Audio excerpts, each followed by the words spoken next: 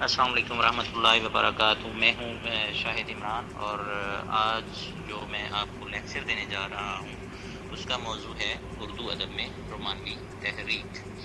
تو رومانوی تحریک کے بارے میں بات کرنے سے پہلے یہ ضروری ہے کہ ہم یہ جان لیں کہ رومانوی تحریک کہاں سے آئی، اس کے محرکات کیا تھے، اور اس نے اردو ادب پر کیا اثرات مرتب کیے، اور اس کے ساتھ ساتھ اس کے اہم لکھاری کون کون سے تھے۔ تو پیارے ساتھیوں، سر سید اور حالی کی اصلاحی تحریک کے بعد سب سے بڑی جو تحریک تھی وہ یہی رومانوی تحریک ہے، اور یہ تحریک علی گڑھ کی ٹھوس اقلیت کے رد عمل میں رونما ہوئی تھی۔ اب اس کے بعد سوال پیدا ہوتا ہے کہ رومانویت ہے کیا؟ مطلب ایک یہ تحریک، اس کے معنی کیا ہے، یا اس کا دائرہ کار کیا ہے، تو اس پہ ہم بات کریں گے۔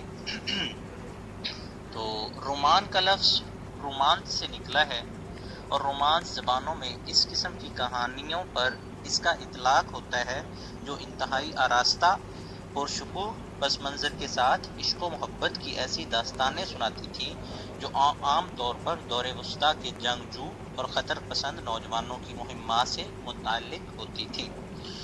اور اس طرح اس لفظ سے تین خاص مفہوم وابستہ ہو گئے۔ نمبر ایک تو اس میں آ جائے گا عشق سے وابستہ تمام چیزوں کو رومانوی کہا جائے گا۔ دوسرے نمبر پر غیر معمولی آراستگی، شان و شکوہ، آرائش، فراوانی اور محاکاتی تفصیل پسندی بھی رومانوی کی ذیل میں آئے گی۔ تیسرے نمبر پہ آ جائیں گے جی عہد وسطیٰ سے وابستہ تمام چیزوں سے لگاؤ اور قدامت پسندی اور ماضی پرستی کو بھی رومانوی کا لقب دیا جائے گا۔ رومانوی ادب پاروں میں جمالیاتی خود فراموشی کی ایک خاص کیفیت ملتی ہے، اور اردو میں رومانوی تحریک نے کیٹس کے اس نظریے پر زور دیا ہے کہ حسن صداقت ہے اور صداقت حسن ہے۔ جمالیاتی تاثر کی اس تلاش میں انہوں نے تنقید اور ادبی تخلیق کے پرانے معیاروں کے خلاف علم بغاوت بلند کیا، نئے اسلوب اور نئے فارم کی تلاش شروع ہوئی۔ نتیجتاً اردو ادب ایک نئے لہجے سے آشنا ہوا۔ اب ہم دیکھیں گے کہ اردو ادب کے جو اس تحریک کے زیر اثر لکھنے والے تھے وہ کون کون لوگ تھے۔ تو ہم سب سے پہلے بات کریں گے نثر نگاروں کی۔ نثر نگاروں میں سجاد حیدر یلدرم جو رومانوی ادب کی، ان کو صبح کاذب کہا جاتا ہے، اور یہ انہوں نے خارستان و گلستان، حضرت دل کی سوانح عمری، اگر میں صحرا نشین ہوتا، ازدواج محبت کے نام سے رومانوی تخلیقات ان کی ہیں۔ اس کے بعد حجاب امتیاز علی ہیں، نیاز فتح پوری ہیں، یہ وہی نیاز فتح پوری ہیں جنہوں نے رسالہ نگار کا اجرا کیا تھا۔ ان کی تخلیقات ہیں جی شاعر کا انجام اور شہاب کی سرگزشت۔ اس کے بعد آ جاتے ہیں سجاد حسین انصاری، مجنوں گورکھپوری، محمد حسین آزاد۔ محمد حسین آزاد کے نام سے تو آپ سبھی لوگ بہت اچھی طرح واقف ہیں۔ اس کے بعد آ جاتے ہیں عبدالحلیم شرر، جنہوں نے تاریخی ناول نگاری میں ماضی پرستی کو ہندوستان کے نوجوانوں کے سامنے پیش کیا۔ شعراء میں جو سب سے بڑا نام ہے، پہلا نہیں بڑا نام، اقبال ہیں۔ اقبال ماضی پرستی کے ساتھ ساتھ حسن و محبت کے پہ بھی ان کی شاعری ملتی ہے، اور ان کی جو سب سے ابتدائی نظم حمالہ ہے وہ بھی ایک رومانوی اسلوب لیے ہوئے ہے۔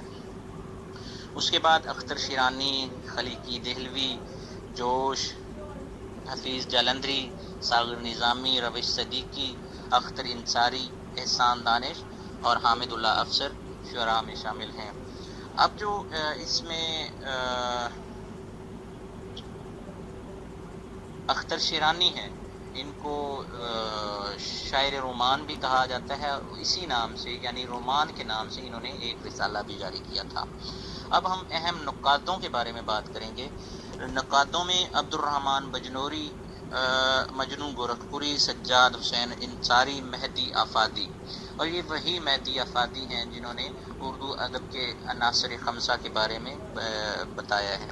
اس کے بعد اس کے جو اہم رسائل ہیں، اس تحریک کو پروموٹ کرنے والے، اس تحریک کو ترقی دینے والے اہم رسائل میں مخزن ہے، جو لاہور سے شیخ عبد القادر نے جاری کیا.